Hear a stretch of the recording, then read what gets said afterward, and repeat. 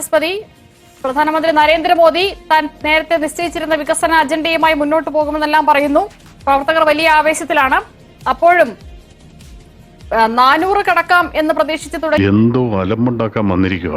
അതെ, നാരായണിമംഗലം നാരായണൻ ആരാണെന്നാ നിന്റെ വിചാരം? അവൻ കലക്കാൻ പോണ കലക്ക് കണ്ടോ?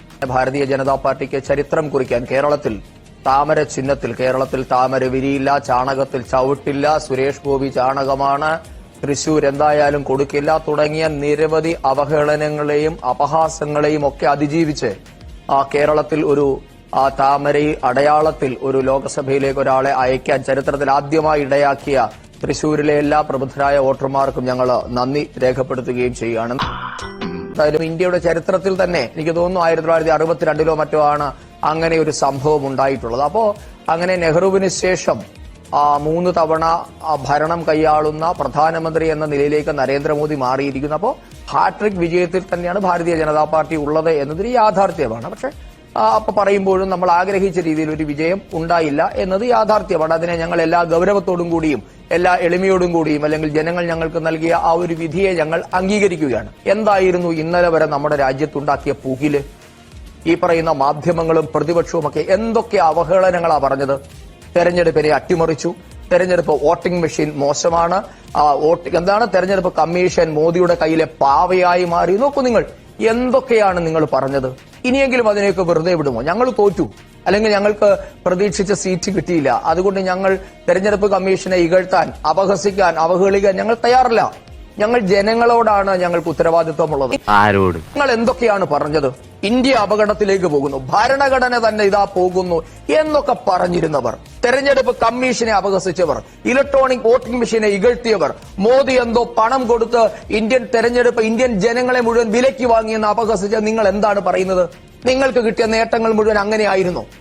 എന്തായിരുന്നു നിങ്ങളുടെ ഈ പിന്നിലുള്ള ചേതോ വികാരമെന്ന് ദയവ് ചെയ്ത് എനിക്കൊന്ന് പറഞ്ഞു തരണം. നമുക്ക് അതിനുശേഷം രാഷ്ട്രീയം ചർച്ച ചെയ്യാം.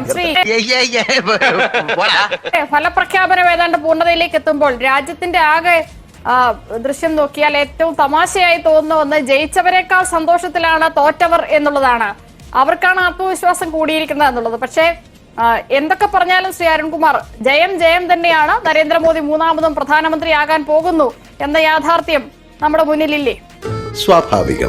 ഇവിടെ 400-ലധികം സീറ്റ് നേടും എന്ന് പറഞ്ഞ്, അതും ഒറ്റയ്ക്ക് തന്നെ BJP 400-ലധികം സീറ്റ് നേടുമെന്ന് പറഞ്ഞ് വലിയ അഹങ്കാരത്തിന്റെ ശബ്ദത്തോടെയാണ് തെരഞ്ഞെടുപ്പ് പ്രവർത്തനം തന്നെ ആരംഭിച്ചത്. ആദ്യഘട്ടത്തിൽ BJPയുടെ കഴിഞ്ഞ 10 വർഷത്തെ ഭരണ നേട്ടങ്ങളും അതുപോലെ തന്നെ പ്രാണപ്രതിഷ്ഠയും രാമക്ഷേത്രവും മോഡി ഗ്യാരണ്ടിയുമാണ് ചർച്ചയ്ക്ക് വിധേയമാക്കിയെങ്കിൽ 2ാം ഘട്ടം മുതൽ പണി പാളുകയാണെന്ന് ബോധ്യപ്പെട്ടപ്പോൾ തീവ്ര വർഗീയ അജണ്ടയുമായി സമൂഹത്തെ ഭിന്നിക്കാൻ വേണ്ടിയിട്ടുള്ള നടപടിക്രമങ്ങളുമായിട്ട് ഇറങ്ങിത്തിരിച്ചു. ഇവിടെ അങ്ങ് ചോദിക്കുകയുണ്ടായി, ഇവിടെ BJP പ്രതിനിധി പറഞ്ഞപ്പോൾ പലതരത്തിലും ഭരണഘടനാ സ്ഥാപനങ്ങളെയും ഇലക്ഷൻ കമ്മീഷനെയും എല്ലാം തെറ്റിദ്ധരിപ്പിക്കുന്ന തരത്തിൽ പ്രതിപക്ഷം ചർച്ചാ വിഷയമാക്കി മാറ്റി എന്ന രൂപത്തിലെല്ലാം ചർച്ചയുടെ ആദ്യഘട്ടത്തിൽ സൂചിപ്പിക്കുകയുണ്ടായി. ഈ രാജ്യം ഇന്ത്യയായി നിലനിൽക്കാൻ, രാജ്യത്തിന്റെ ഭരണഘടന നിലനിൽക്കാൻ, ഭരണഘടനാ സ്ഥാപനങ്ങളെ ദുരുപയോഗപ്പെടുത്തുന്ന സാഹചര്യം ഒഴിവാക്കാൻ അത്തരത്തിലുള്ള സാഹചര്യത്തിൽ പ്രതിപക്ഷം ശക്തമായി പ്രതികരിച്ചിട്ടുണ്ട്. അങ്ങനെ പ്രതികരിച്ചില്ല എങ്കിൽ ഈ രാജ്യം ഇത്തരത്തിൽ അവശേഷിക്കില്ല എന്നതാണ്. 2014 പറഞ്ഞു, ഞാൻ സർവന്റ് ആണ്, എല്ലാവരുടെയും സേവകനാണെന്നാണ് ബഹുമാനപ്പെട്ട നരേന്ദ്രമോദി പറഞ്ഞത്. 2019 എത്തിയപ്പോൾ ഞാൻ കാവൽക്കാരനാണ്, ചൌക്കിദാറാണെന്ന് പറഞ്ഞു. 2024 എത്തിയപ്പോൾ ഞാൻ ദൈവമാണ് എന്ന രൂപത്തിൽ പറയുന്ന സാഹചര്യമുണ്ടായി.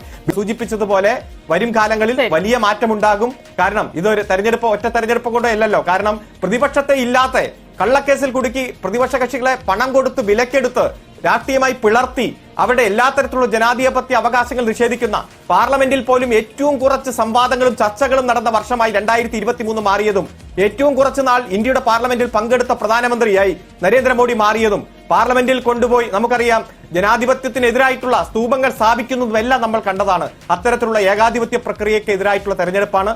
അതുകൊണ്ട് ഞങ്ങൾക്ക് കിട്ടിയ ഈ വിജയം, ഇന്ത്യ മുന്നണിയുടെ ഈ മുന്നേറ്റം വളരെ ആവേശത്തോടെ തന്നെയാണ് ഈ രാജ്യത്തെ ജനങ്ങൾ കാണുന്നത്. മോഡി ഗ്യാരണ്ടി എന്നതായിരുന്നു. NDAയുടെ ഗ്യാരണ്ടി അല്ലെങ്കിൽ NDAയുടെ വിജയം തെരഞ്ഞെടുപ്പ് നേട്ടം എന്ന രൂപത്തിലല്ല. വികസന പ്രവർത്തനങ്ങൾ എന്ന രൂപത്തിലല്ല, എല്ലാം ഒരു വ്യക്തിയുടെ ഗ്യാരണ്ടി, വ്യക്തിയിലേക്ക് ചുരുങ്ങുന്നതാണ് നാം കണ്ടത്. അതിനെതിരായിട്ടുള്ള ഒരു തിരിച്ചടി കൂടിയാണ്. ശാശ്വതമായി 5 വർഷം ഭരിക്കാവുന്ന ഒരു കൃത്യമായിട്ടുള്ള ഭൂരിപക്ഷം എന്ന രൂപത്തിൽ പറയാൻ കഴിയില്ല. കാരണം ഒരു ഏകാധിപത്യ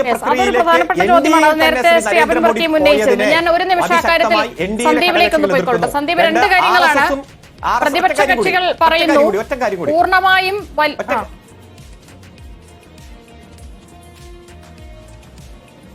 ഒറ്റ കാര്യം കൂടി, RSSും BJPയും തമ്മിൽ അടുത്ത കാലത്ത് ഉണ്ടായിരിക്കുന്ന ഒരു സംഘർഷാവസ്ഥ, പ്രത്യേകിച്ച് RSSന്റെ പിന്തുണ ഞങ്ങൾക്ക് വേണ്ടെന്ന് BJPയുടെ അഖിലേന്ത്യാ പ്രസിഡന്റ് പറയുന്നു. അതിന്റെ ചുട്ട മറുപടി തിരിച്ചു പറയുന്നു. അത്തരത്തിലുള്ള ഒരു സാഹചര്യം കൂടി വരും കാല ദിവസങ്ങളിൽ ഏറ്റവും ഗൗരവമായിട്ടുള്ള ചർച്ചയായി മാറും. സ്റ്റാനിസ്ലാവ്സ്കി, ഇത് വെറും തുടക്കമാണ്, ബാക്കി നീ അറിയാൻ പോകുന്നതേ ഉള്ളൂ. ഈ ഭൂരിപക്ഷം പ്രത്യേകിച്ചും ഘടകകക്ഷികളുടെ ഔദാര്യത്തിൽ സർക്കാർ ഉണ്ടാക്കേണ്ടത് കൊണ്ട് തന്നെ ഈ സർക്കാരിന്റെ സ്ഥിരതയെ സംബന്ധിച്ച് അവർക്ക് സംശയങ്ങളുണ്ട്. ഇത് എത്ര കാലം പോകും എന്നുള്ളത് തന്നെ അതിന് മറുപടി പറയാൻ. രണ്ടാമത്, എന്റെ ചർച്ചയിൽ ഒരിക്കൽ ശ്രീ സന്ദീപ് വാചസ്പതി തന്നെയാണ് പറഞ്ഞതെന്നാണ് എന്റെ വിശ്വാസം. നരേന്ദ്രമോദിയാണ് ഇന്ന് ഏറ്റവും അധികം ബ്രാൻഡ് വാല്യൂ ഉള്ള, ഏറ്റവും അധികം വിപണി മൂല്യമുള്ള ഒരു ബ്രാൻഡ്. ആ ബ്രാൻഡിനെ ഞങ്ങൾ നന്നായി ഉപയോഗിക്കുന്നു. അതുകൊണ്ടാണ് മോദിയുടെ ഗ്യാരണ്ടി മോദി കേന്ദ്രീകൃതമായി പ്രചാരണം നടത്തുന്നത് എന്നുള്ളത്. ആ ബ്രാൻഡിന്റെ മൂല്യം ഇടിഞ്ഞതായി ഈ തെരഞ്ഞെടുപ്പ് ഫലം പറയുന്നുണ്ടോ? പ്രതിപക്ഷത്തിന്റെ ഇവിടെ ഇടതുപക്ഷത്തിന്റെ പ്രതിനിധികളെയൊക്കെ അവകാശവാദങ്ങൾ സത്യത്തിൽ എന്തിനെ പറ്റിയാണ് ഇവർ സംസാരിക്കുന്നത്? എനിക്ക് സത്യത്തിൽ ചിരിയാണ് വന്നത്. അവന്റെ ഈ അലക്കുകാരന്റെ കഴുതയുടെ കഥ പറഞ്ഞതുപോലെയാണ്. എന്തെങ്കിലും ഒരിക്കൽ അലക്കുകാരന്റെ ഭാര്യയെ കഴുതയ്ക്ക് കെട്ടിച്ചു കൊടുക്കുമെന്ന് വിചാരിച്ച് ഏകാദശി നോറ്റ് ആയുഷ്കാലം ചുവട് ചുമക്കുന്ന ഒരു കഴുതയുടെ കഥ പഞ്ചതന്ത്രത്തിലുണ്ട്. അതേ അവസ്ഥ എനിക്ക് ഇടതുപക്ഷത്തിന്റെ പ്രതിനിധിയുടെ അവകാശവാദം കേട്ടപ്പോൾ തോന്നിയത്. കേട്ടിട്ട് എന്റെ വൈറ്റമിൻസ് ചോർന്ന് പോണു വിക്രമ. എന്റെ സുഹൃത്തെ, താങ്കൾ എന്തിനാണ് ഈ കിടന്ന് തിളയ്ക്കുന്നത്? 543 സീറ്റ് ഉള്ളിടത്ത് നിങ്ങൾക്കാകെ ഉള്ളത് 2 സീറ്റാണ്. ഇല്ല, ഞാനും പുലിയച്ചനും കൂടെ മാനെ പിടിച്ചു നിന്നു എന്ന് പറഞ്ഞതുപോലെയാണ് ഇടതുപക്ഷത്തിന്റെ അവകാശവാദം. പോയിക്കോട്ടെ. പിന്നെ നരേന്ദ്രമോദിയെ പറ്റിയൊക്കെ അദ്ദേഹം പറയുന്നത് കേട്ടില്ല. നരേന്ദ്രമോദി ആരോ കൃഷ്ണന്റെ എന്റെ സുഹൃത്തെ നിർത്ത്. ഞാൻ നിങ്ങൾ പറഞ്ഞപ്പോഴൊന്നും അരുണെ എനിക്കത് ഞാൻ നിങ്ങൾ പറഞ്ഞ സമയത്തൊന്നും ഞാൻ ഇടപെട്ടിട്ടില്ല. നിങ്ങൾ നിർത്തൂ, അവിടെ നിൽക്കൂ, അങ്ങനെ അസ്വസ്ഥരാകുക. ഞാൻ നിങ്ങൾ പറഞ്ഞപ്പോ നിങ്ങൾ പറഞ്ഞ വിവരക്കേടായാലും വിവരമായാലും എല്ലാം ഞാൻ കേട്ടുകൊണ്ടിരുന്നില്ലേ? നിങ്ങൾ നിർത്ത്, വലിയ ക്ഷോഭിക്കുക. നിങ്ങൾ ഈ നാട്ടിൽ ആരുമല്ല സുഹൃത്തെ. ഇപ്പൊ കേരളത്തിലെ അവസ്ഥ പറഞ്ഞാൽ നിങ്ങൾക്ക് 1 സീറ്റേ ഉള്ളൂ. അവിടെ നിൽക്ക്, അധികം തിളയ്ക്കാനും മാത്രം ഒന്നും ആയിട്ടില്ല. ഇന്ത്യ മഹാരാജ്യം എന്ന് പറയുന്നത് കേരളത്തിലെ 650 കിലോമീറ്റർ നീളമല്ലെന്ന് അരുൺ ആദ്യം മനസ്സിലാക്കുക. ഇന്ത്യൻ ദേശീയ രാഷ്ട്രീയം എന്ന് പറയുന്നത് നിങ്ങൾക്ക് എത്തപ്പെടാൻ പറ്റുന്നതിനും അപ്പുറത്തുള്ള വലിയൊരു പ്ലോട്ടാണ്. അവിടെ ആണുങ്ങൾ സംസാരിക്കും, നിങ്ങളോട് മിണ്ടാതിരിക്കും പ്ലീസ്. നിങ്ങളാകട്ടെ, നിങ്ങൾ ദേശീയ രാഷ്ട്രീയം ചർച്ച ചെയ്യാനുള്ള പക്വതയും പ്രായമൊക്കെ ആകട്ടെ, അപ്പോൾ നമുക്ക് സംസാരിക്കാം. നിങ്ങളവിടെ നിന്ന് വെയിറ്റ് ചെയ്യൂ. നിങ്ങൾ ആദ്യം ജയിച്ചു കാണിക്കൂ. നിങ്ങൾ എവിടെയെങ്കിലും 100 വർഷം കൊണ്ട്, അതെ 100 വർഷം കൊണ്ട് ഒരു 10 സീറ്റ് ജയിക്കാൻ പറ്റാത്ത പാർട്ടി ചാനലിന്റെ ഫ്ലോറിൽ വന്നിരുന്നിട്ട് ഞങ്ങളെ എന്താ പഠിപ്പിക്കാൻ വരിക? ഞങ്ങൾക്ക് 240 സീറ്റുണ്ട് സുഹൃത്തെ. നിങ്ങൾക്ക് എത്ര ഉണ്ട്? നിങ്ങൾ എന്തിന്റെ നേരിലേക്ക് കിടന്ന് തിളയ്ക്കുന്നത്? നിങ്ങൾക്ക് എത്ര ഉണ്ടായിട്ടുണ്ട്? നിങ്ങൾ ഇന്ത്യയുടെ ജനാധിപത്യ ചരിത്രത്തിൽ നിങ്ങളുടെ സ്ഥാനം എവിടെയാ? വെറുതെ വന്നിരുന്നത് ചാനൽ ഫ്ലോറിൽ വന്നിരുന്നത് BJPയെ അങ്ങ് പഠിപ്പിച്ചു കളയരുത്. ഞങ്ങൾക്ക് 60 സീറ്റിന്റെ കുറവുണ്ടായിട്ടുണ്ട്, സത്യമാണ്. ഞങ്ങൾ പറഞ്ഞല്ലോ, ജനങ്ങളോട് എല്ലാ എളിമയോടും കൂടി ഞങ്ങൾ അത് അംഗീകരിക്കുന്നു. ഞങ്ങൾ ജനാധിപത്യത്തിൽ ഇതിലും അതിഭീകരമായ രീതി ഞങ്ങൾ തോറ്റിട്ടുണ്ട് സുഹൃത്തെ. വെറും 2 പേരിൽ നിന്നാണ് ഞങ്ങൾ ഈ അവസ്ഥയിലേക്ക് എത്തിയത്. അതുകൊണ്ട് നിങ്ങൾ ഞങ്ങളെ തോൽവിയുടെ ആഴമൊന്നും കാണിച്ച് പേടിപ്പിക്കരുത്. ഞങ്ങൾ അതിൽ നിന്ന് പാഠം ഉൾക്കൊള്ളും, ഞങ്ങൾ തിരുത്തും. ഞങ്ങൾ ഇന്ത്യ മഹാരാജ അതിശക്തമായി ഇനിയും ഭരിക്കും. നിങ്ങൾ യാതൊരു ആശയം നിങ്ങൾക്കതിൽ വേണ്ട, നിങ്ങൾക്കൊരു പ്രതീക്ഷയും വേണ്ട. ഞാനതാ പറഞ്ഞ കഴുതയുടെ കഥ അതാ പറഞ്ഞത്. അലക്കുകാരന്റെ കഴുതയെ പോലെ എന്തെങ്കിലും അലക്കുകാരൻ ഭാര്യയെ കെട്ടിച്ചു തരുമെന്ന് വിചാരിച്ച് നിങ്ങൾ ഈ കോൺഗ്രസിന്റെയും BSPയുടെയും സമാജ്വാദി പാർട്ടിയുടെയും സ്റ്റാലിന്റെയും മമതയുടെയും ഒക്കെ തിണ്ണ നിരങ്ങാനേ നിങ്ങൾക്ക് യോഗമുള്ളൂ. അതുകൊണ്ട് അവിടെ നിൽക്കൂ. ഞങ്ങൾ പറയട്ടെ, ഞങ്ങൾ തോറ്റവരാണ്, ഞങ്ങൾ സംസാരിക്കട്ടെ. വെറുതെ കിടന്ന് തിളക്കരുത്. നന്നായിട്ടുണ്ട്. മോദിയെ ദൈവമാക്കി ആരോ കരുതി എന്ന് പറയുമ്പോ ഇവിടെ പിണറായി വിജയൻ എന്താ കാരണഭൂതൻ എന്ന് പറഞ്ഞ് തിരുവാതിരകളി മറന്നുപോയായിരുന്നോ?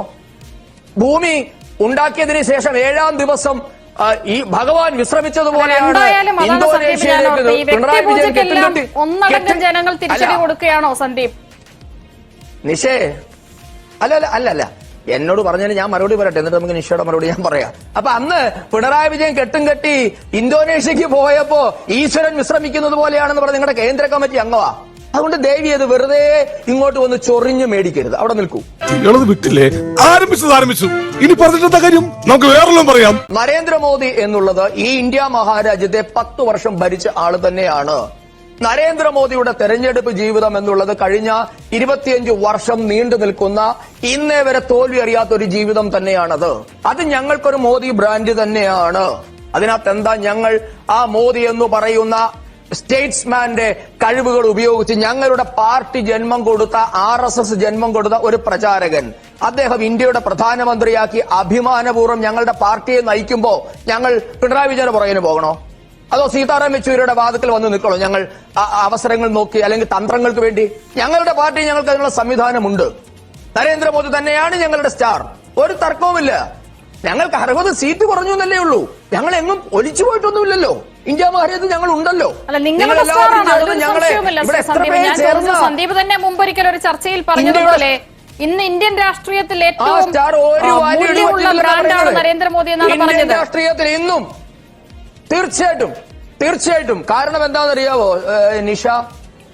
നരേന്ദ്രമോദിയുടെ ഗ്യാരണ്ടിക്ക് കിട്ടിയതാണ് 290.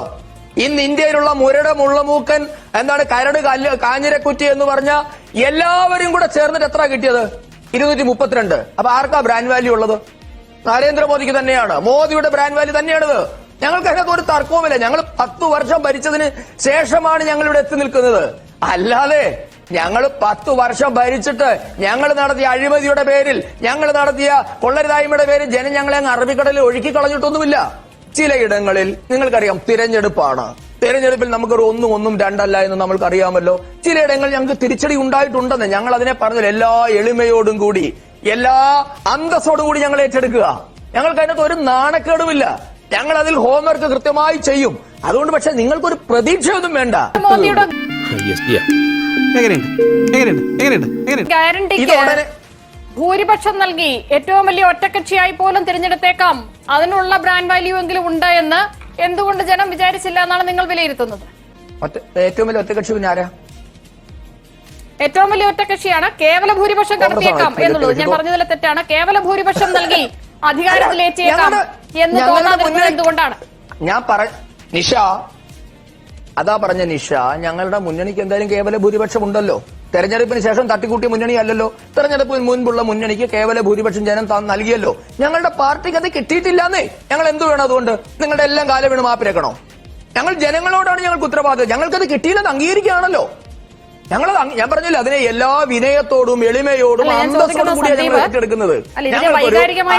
സന്ദീപ്, ഞാൻ ചോദിക്കുന്നത് ഇത് എന്തുകൊണ്ട് സംഭവിച്ചു എന്നുള്ള പ്രാഥമികമായ ഒരു വിലയിരുത്തൽ ഉണ്ടോ എന്നാണ് ഞാൻ ചോദിക്കുന്നത്. അത് ഞങ്ങൾ പഠിക്കും. ഇല്ല, ആയിട്ടില്ല. തീർച്ചയായിട്ടും ഉണ്ടാകുമല്ലോ നിഷ. ഞങ്ങളുടെ ഒരു ജനാധിപത്യം, ഞാനതാ പറഞ്ഞത്, ഞങ്ങൾ 2 സീറ്റിൽ നിന്നാണല്ലോ ഞങ്ങൾ ഇവിടം വരെ എത്തിയത്. ഞങ്ങൾ മുകളിലേക്കും പോയിട്ടുണ്ട്, താഴേക്കും വന്നിട്ടുണ്ട്. താഴേക്ക് വന്നാൽ അതിനെ പരിഹരിക്കാനുള്ള കൃത്യമായ സംഘടനാ സംവിധാനം ഞങ്ങൾക്കുണ്ട്. അത് നിങ്ങൾ മാധ്യമങ്ങൾ കാണുന്നില്ല. നിങ്ങൾക്ക് ഇട്ട് തെരുവിലേക്ക് അലക്കാനുള്ള വിഭവങ്ങൾ ഞങ്ങൾ തരുന്നില്ല എന്ന് മാത്രമല്ലേ ഉള്ളൂ. പക്ഷെ ഞങ്ങൾക്ക് അതിനുള്ള കൃത്യമായ മെഷീനറി അവിടെ ഉണ്ട്. നിങ്ങൾ കാണൂ, കാത്തിരിക്കൂ. നിങ്ങൾ എവിടെയോ വരുമ്പോഴത്തേക്ക് എന്തിനാണ്, അതാ ഞാൻ ചോദിക്കുന്നത്, എവിടെയോ വെള്ളപ്പൊക്കം വരുന്നതിന് ഇപ്പോഴേ മുണ്ട് പൊക്കി പിടിക്കേണ്ട ആവശ്യമില്ല എന്ന് പറഞ്ഞതുപോലെ നിങ്ങളൊക്കെ വെയിറ്റ് ചെയ്യൂ. കെ സരൺകുമാർ, പ്രതിപക്ഷത്തിന് ജനങ്ങൾ നൽകിയിരിക്കുന്ന ഈ വലിയ പിന്തുണ പ്രതിപക്ഷ പാർട്ടികൾക്ക് അവരുടെ ഉത്തരവാദിത്വം, ജനങ്ങളോടുള്ള ഉത്തരവാദിത്വം കൂടുതൽ വലുതാക്കുന്നുണ്ടോ? കഴിഞ്ഞ 5 വർഷം നടത്തിയ ജനവിരുദ്ധ നയങ്ങളെ പുറത്തു കൊണ്ടുവരാൻ, അത് സംഘടനാപരമായിട്ടുള്ള രാഷ്ട്രീയപരമായിട്ടുള്ള പോരാട്ടത്തോടൊപ്പം നിയമ പോരാട്ടം നടത്തി അത് ജനങ്ങൾക്ക് നീതി കിട്ടാൻ വേണ്ടി നടത്തിയ നിരവധി ഇടപെടലാണ് പ്രതിപക്ഷം നടത്തിയത്. അത് കാശ്മീരിനെ കീറി മുറിച്ചപ്പോഴായാലും, മുത്തലാഖ് പരിഷ്കരണ നിയമം ഏകപക്ഷീയമായി അടിച്ചേൽപ്പിച്ചപ്പോഴായപ്പോഴും, കാർഷിക പരിഷ്കരണ നിയമത്തിന്റെ പേരിൽ നമുക്ക് അന്നം നൽകുന്ന കർഷകരെ വെല്ലുവിളിച്ചപ്പോഴും, അതുപോലെ ലേബർ കോഡ് നടപ്പാക്കി കോർപ്പറേറ്റുകൾക്ക് തൊഴിൽ നിയമങ്ങൾ തീരെഴുതിയപ്പോഴും, ഏക സിവിൽ കോഡ് നടപ്പാക്കാൻ വേണ്ടി നടത്തിയ ശ്രമങ്ങളായപ്പോഴും, അതോടൊപ്പം തന്നെ പൗരത്വ ഭേദഗതി നിയമം അടിച്ചേൽപ്പിച്ചപ്പോഴും എല്ലാം അതിശക്തമായിട്ടുള്ള പ്രതികരണമാണ് പ്രതിപക്ഷ കക്ഷികളുടെ ഭാഗത്തുനിന്ന് വന്നത്. പ്രത്യേകിച്ച് ഇലക്ട്രൽ ബോണ്ട് കാര്യങ്ങൾ മനസ്സിലായില്ലേ? മനസ്സിലായി. എപ്പോഴെല്ലാം നിങ്ങൾ ബുൾഡോസർ രാജ് അടക്കം സാധാരണക്കാരായ ജനങ്ങളെ ആക്രമിക്കുന്ന, പാർശ്വവൽക്കരിക്കപ്പെടുന്ന ജനങ്ങളെ ആക്രമിക്കുന്ന നടപടികൾ സ്വീകരിച്ചിട്ടുണ്ടോ, അന്നേരം ശക്തമായി തന്നെ പ്രതിപക്ഷം ഇടപെട്ടിട്ടുണ്ട്. അതിശക്തമായിട്ടുള്ള പോരാട്ടം സംഘടിപ്പിക്കുന്നതോടൊപ്പം തന്നെ നിയമപരമായിട്ടുള്ള പോരാട്ടം നടത്തിയിട്ടുണ്ട്. പ്രതിപക്ഷ കക്ഷികളെ വേട്ടയാടുന്നതോടൊപ്പം തന്നെ പത്രമാധ്യമങ്ങളെ, ദൃശ്യമാധ്യമങ്ങളെ, സോഷ്യൽ മീഡിയയെ എത്രയധികം ആക്രമിച്ചു. ഇപ്പൊ ന്യൂസ് ക്ലിക്ക് അടക്കമുള്ള പത്രമാധ്യമങ്ങളെ കള്ളക്കേസിൽ കുടുക്കി ജയിലിലടച്ചിട്ട് നിരുപാധികം സുപ്രീം കോടതി വിട്ടയക്കുന്ന സാഹചര്യം ഉണ്ടായിട്ടില്ലേ? അതുകൊണ്ട് ഞങ്ങൾ പോരാട്ടം തുടരും. ബഹുമാനപ്പെട്ട BJP പ്രതിനിധിയോട് സൂചിപ്പിക്കാനുള്ളത്, സീറ്റുകളുടെ എണ്ണം നോക്കിയിട്ടല്ല ഞങ്ങൾ പോരാട്ടം നടത്തുന്നത്. അത് 0 സീറ്റാണെങ്കിലും ഞങ്ങളിൽ ഒരാൾ അവശേഷിക്കുന്നുണ്ടെങ്കിൽ നിങ്ങളുടെ തെറ്റായ നയങ്ങൾക്കെതിരെ പോരാട്ടം സംഘടിപ്പിച്ച് അതിശക്തമായിട്ടുള്ള പോരാട്ടം സംഘടിപ്പിച്ച പാരമ്പര്യമാണ് ഞങ്ങൾക്കുള്ളത്. അതുകൊണ്ട് നിങ്ങൾ മിണ്ടാതിരിക്കാൻ പറഞ്ഞാലും, ആണുങ്ങൾ സംസാരിക്കട്ടെ എന്ന് പറഞ്ഞാലും, സ്ത്രീകൾ മിണ്ടരുതെന്ന് പറഞ്ഞാലും, എത്രയധികം നിങ്ങൾ ഭയപ്പെടുത്താൻ നോക്കിയാലും അങ്ങനെ കീഴടങ്ങുന്നവരല്ല ഞങ്ങൾ. അതെ, ഞങ്ങൾ ചോറ് തന്നെ കൊണ്ടുവന്നേ. ബിൽക്കീസ് ബാനുവിന്റെ കേസിൽ നിങ്ങൾ കൊലക്കേസിലെ പ്രതികളെ, ബലാത്സംഗ കേസിലെ പ്രതികളെ നിരുപാധികം വിട്ടയച്ചപ്പോ അതിന് എതിരെ നിയമ പോരാട്ടം നടത്തിയ സ്ത്രീയുടെ പേരെന്താണെന്ന് നിങ്ങൾക്കറിയോ? ആ സ്ത്രീയുടെ പേര് സുഭാഷിണി അലി എന്നതാണ്. കാശ്മീരിനെ കീറി മുറിച്ചപ്പോൾ ആ കാശ്മീരിലെ നേതാക്കന്മാരെ നിങ്ങൾ വീട്ടുതടങ്കലിലിട്ട് കള്ളക്കേസ് കുടുക്കിയപ്പോ അതിനെതിരെ ഹേബിയസ് കോർപ്പസ് പെറ്റീഷനുമായി സുപ്രീം കോടതിയെ സമീപിച്ച ആളുടെ പേര് സീതാറാം യെച്ചൂരി എന്നതാണ്. ഞങ്ങൾ പോരാട്ടം തുടരും. കാരണം നിങ്ങൾ ഇനിയും വലിയ അജണ്ട വച്ചുള്ള ജനവിരുദ്ധ പ്രവർത്തനങ്ങളാണ് ലക്ഷ്യപ്പെട്ടിരിക്കുന്നത്. നിങ്ങൾക്ക് ഈ രാജ്യത്തെ തകർക്കണം, ഈ ഭരണഘടനയെ മാറ്റി മനുസ്മൃതി കൊണ്ടുവരണം, അതുപോലെ തന്നെ ഈ രാജ്യത്തെ ഒരു മതരാഷ്ട്രമാക്കി മാറ്റണം. ഇത് ജൈവപരമായിട്ടല്ല, ദൈവത്തിന്റെ പ്രതിരൂപമാണെന്ന് പറയുന്നു. അങ്ങനെ ദൈവത്തിന്റെ അവതാരമാണെന്ന് BJPയുടെ വക്താവ് പറയുന്നു. അങ്ങനെ പടിപടിയായി ഈ രാജ്യത്തെ മതരാഷ്ട്രമാക്കി കൊണ്ടുപോകണമെങ്കിൽ നിങ്ങൾക്ക് BJPക്ക് തന്നെ ഭൂരിപക്ഷം വേണമായിരുന്നു, മൃഗീയ ഭൂരിപക്ഷം. അതാണ് 400-ലധികം സീറ്റെന്നും നിങ്ങൾ പറഞ്ഞത്. അത് കിട്ടാത്തതിന്റെ വിഷമം ഞങ്ങളോട് വന്ന് തീർക്കണ്ട. അങ്ങനെ തീർക്കാൻ നോക്കിയാൽ, അങ്ങനെ തീർക്കാൻ വേണ്ടി നിന്ന് തരുന്നവരല്ല ഞങ്ങൾ, അങ്ങനെ പാരമ്പര്യമുള്ളവരല്ല. നിങ്ങൾ 100 വർഷം ഞങ്ങളുടെ പാരമ്പര്യം വരുമ്പോ RSSും രൂപീകരിക്കപ്പെട്ട് 100 വർഷം തികയാൻ പോകുകയാണ് അടുത്ത വർഷം. ആ RSSന് 100 വയസ്സ് തികയുമ്പോൾ ചില അജണ്ടകൾ നിങ്ങൾക്കുണ്ടായിരുന്നു. ആ അജണ്ട പൂർത്തീകരിക്കാൻ നിങ്ങൾക്ക് കഴിയാതെ വരുന്നതിന്റെ ബുദ്ധിമുട്ട് നിങ്ങൾക്കുണ്ട്. അത് വെച്ചിട്ട് ഞങ്ങളെ വിരട്ടാൻ വരണ്ട, വിലപേശാനും വരണ്ട. പോരാട്ടം തുടരും, നിയമപരമായിട്ടുള്ള പോരാട്ടം തുടരും, രാഷ്ട്രീയപരമായിട്ടുള്ള പോരാട്ടം തുടരും. ഞങ്ങൾ പ്രതിപക്ഷം ഐക്യത്തോടെ ഈ ജനവിരുദ്ധ നയങ്ങൾ തുറന്നു കാണിക്കുകയും ഇന്ത്യ ഭരിക്കാൻ കഴിയുന്ന പിന്തുണയോടെ എത്രയും പെട്ടെന്ന് തിരിച്ചു വരാൻ വേണ്ടിയിട്ടുള്ള പോരാട്ടം ഐക്യത്തോടെ നടത്തുന്നതിൽ യാതൊരു സംശയമില്ല. 7:30 ശനിയുടെ ആരംഭമാണെന്ന് കരുതിയാ മതി. സന്ദീപ് വാചസ്പതി, 17ാം ലോക്സഭ പോലെയല്ല, 18ാം ലോക്സഭയിൽ പ്രതിപക്ഷം വളരെ ശക്തമാണ്. അത് വെല്ലുവിളിയാണോ? ജനാധിപത്യത്തിൽ അങ്ങനെ പ്രതിപക്ഷം വേണമല്ലോ. പ്രതിപക്ഷം വേണ്ടാതൊന്നും നമ്മളെങ്ങനെ ആവശ്യം പറഞ്ഞിട്ടില്ലല്ലോ. ഞങ്ങൾ വിജയിക്കാൻ വേണ്ടി മത്സരിക്കും. ഞങ്ങൾ പരമാവധി സീറ്റുകളിൽ വിജയിക്കണമെന്നാണ് രാഷ്ട്രീയത്തിൽ എങ്ങനെ ഏതൊരു പാർട്ടിയുടെയും ആഗ്രഹവും. അതിനു വേണ്ടിയിട്ടാണ് പാർട്ടികൾ രാഷ്ട്രീയത്തിൽ ഇറങ്ങുകയും ചെയ്യുന്നത്. പക്ഷെ ഇവിടുത്തെ ഇടതുപക്ഷത്തിന്റെ പ്രതിനിധി പറഞ്ഞപ്പോഴാണ് എനിക്ക് മനസ്സിലായി ഇതൊക്കെ അവർ മോക്ഷത്തിന് വേണ്ടി നടത്തുന്ന കാര്യമാണ്. കാര്യം 100 വർഷമായി, 100 വർഷം കൊണ്ട് സുപ്രീം കോടതി പോരാടി, തെരുവിൽ പോരാടി, സമരം ചെയ്തു, അവസാനം ഒരു സീറ്റേലായിട്ട് ഒതുങ്ങി. അപ്പൊ ഇതൊക്കെ ഈ രാഷ്ട്രീയത്തിൽ ഇടതുപക്ഷം വന്നത് മോക്ഷത്തിന് വേണ്ടിയാണെന്ന് ഞാനിപ്പോഴാണ് മനസ്സിലാക്കിയത്. അദ്ദേഹം ഇവിടെ നിന്ന് പറയുന്നുണ്ടായിരുന്നു ഞങ്ങൾ പോരാടി. എന്താണ് സുഹൃത്തെ നിങ്ങൾ പോരാടിയത്?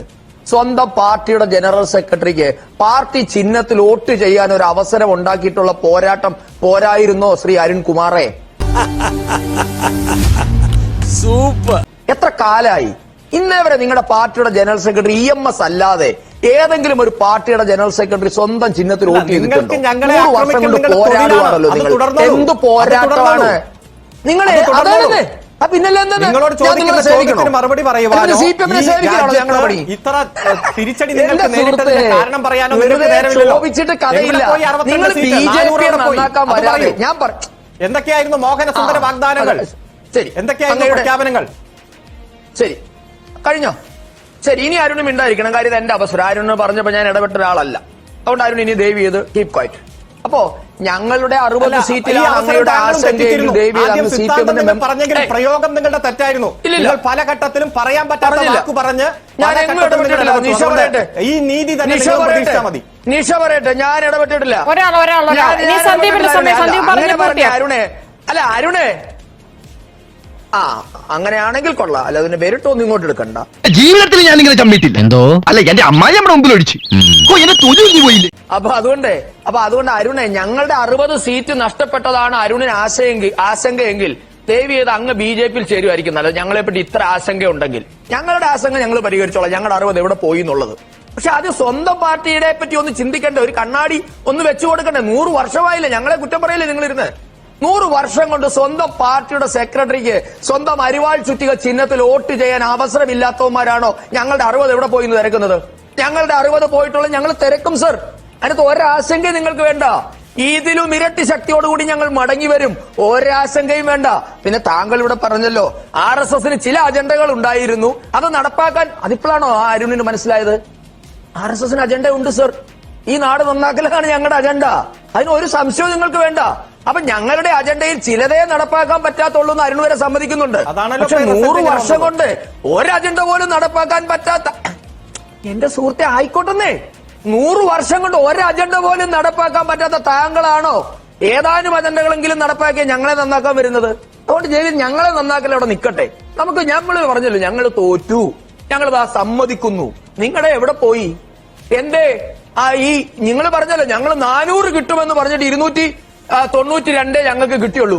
20-ൽ 20 പിടിക്കുമെന്ന് പറഞ്ഞവർക്ക് 19 തന്നെ എവിടെ പോയി? പെർസെന്റേജ് ഒന്ന് നോക്കിക്കേ. എത്ര പെർസെന്റേജ് അവകാശവാദത്തിന്റെ സ്ട്രൈക്ക് റേറ്റ് ഒന്ന് നോക്കിക്കേ. ഞങ്ങൾ 400 പിടിക്കുമെന്ന് പറഞ്ഞ് 300-നടുത്ത് എത്തി. ഞങ്ങളുടെ സ്ട്രൈക്ക് റേറ്റ് എത്ര? 20-ൽ 20 പിടിക്കുമെന്ന് പറഞ്ഞ് നിങ്ങൾ 1-ൽ ഒതുങ്ങി. സ്ട്രൈക്ക് റേറ്റ് എത്ര? അപ്പൊ അതുകൊണ്ട് അവനവന്റെ കണ്ണിലെ കോലെടുക്ക്, എന്നിട്ട് ഞങ്ങളുടെ കണ്ണിലെ കരട് എടുക്കാൻ വാ. ഇവിടെ ദേവി ഞങ്ങളെ നന്നാക്കാൻ വരുന്നത് ഞങ്ങൾ വീണ്ടും വീണ്ടും ആവർത്തിക്കുക. ഞങ്ങളൊരു പാൻ ഇന്ത്യ പാർട്ടിയാണ്. നിങ്ങൾ മുമ്പ് പറഞ്ഞ 117 രാജ്യത്തൊന്നും ഞങ്ങളില്ല, പക്ഷെ ഇന്ത്യ മഹാരാജ്യത്ത് ഞങ്ങൾ എല്ലായിടത്തും ഉണ്ട്.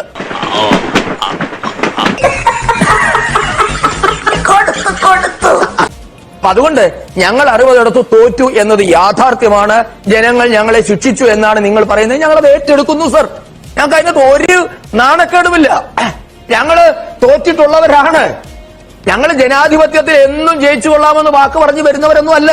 പക്ഷെ നിങ്ങളാണ് ഞങ്ങളുടെ ജയം കണ്ടിട്ട് ഇതാ തെരഞ്ഞെടുപ്പ് അട്ടിമറിക്കുന്നു, വോട്ടിംഗ് മെഷീൻ അയ്യോ ഓടിവായോ, വോട്ടിംഗ് മെഷീൻ അട്ടിമറിക്കുന്നേ, കോടതി രക്ഷിക്കണേ, ഞങ്ങള് ഒറ്റയ്ക്ക് നിൽക്കാൻ വയ്യ, കോൺഗ്രസ് ഞങ്ങളുടെ കൂടെ, സമാജ്വാദി കൂടെ, മമതാ ബാനർജി കൂടെ എന്ന് പറഞ്ഞ് ഞങ്ങൾ എങ്ങും നിലവിളിക്കാൻ പോയിട്ടില്ല. ഞങ്ങൾ തോറ്റിടത്ത് തോറ്റിട്ടുണ്ട്, ജയിച്ചിടത്ത് ജയിച്ചിട്ടുണ്ട്. തന്റെ ഇടത്തോടെ നട്ടല് നിവർത്തി 543 ഞങ്ങളുണ്ട് സർ. നിങ്ങളുണ്ടോ? അതുകൊണ്ട് ദേവി അത് വലിയ വലിയ വർത്തമാനം പറയരുത്. ഞാൻ അതേ പറഞ്ഞോളൂ. നിങ്ങൾ 20 സീറ്റിലെ കാര്യം പറയുമ്പോൾ വലിയ ആളായിട്ട് സംസാരിക്കുക, അംഗീകരിക്കാം. പക്ഷെ ഞങ്ങൾ ഈ തോറ്റു എന്ന് പറയുന്നത് എവിടെയാണ് തോറ്റത്? ഞങ്ങൾക്ക് ഇപ്പോഴും കേവല ഭൂരിപക്ഷം ഞങ്ങളുടെ മുന്നണിക്കുണ്ട് എന്ന് മറക്കരുത് സർ. ഞങ്ങൾ 10 വർഷം തുടർച്ചയായി ഭരിച്ചിട്ടാണ് കേവല ഭൂരിപക്ഷത്തിനടുത്ത് എത്തി നിൽക്കുന്നത്. ഞങ്ങൾ ഒലിച്ചു പോയില്ല. ഞങ്ങൾ ഇന്ത്യ മഹാരാജ്യത്ത് ഉണ്ടാകും. 5 വർഷവും ഞങ്ങൾ ഭരിക്കും. 2026-ൽ അല്ലെ 24, 29-ലും ഒരു പ്രതീക്ഷയും വേണ്ട. അവിടെയും ഞങ്ങൾ ജയിച്ചിരിക്കും. ഒരു തർക്കവുമില്ല കാര്യത്തിൽ. കാരണം ഞങ്ങൾ തിരിച്ചടിയിൽ നിന്ന് പാഠം ഉൾക്കൊള്ളുന്നവരാണ്. ഞങ്ങൾ തിരിച്ചടിയിൽ നിന്നും ഉയർത്തെഴുന്നേൽക്കുന്നവരാണ്. ഞങ്ങൾക്ക് അതിനകത്ത് ഒരു ആശങ്കയുമില്ല.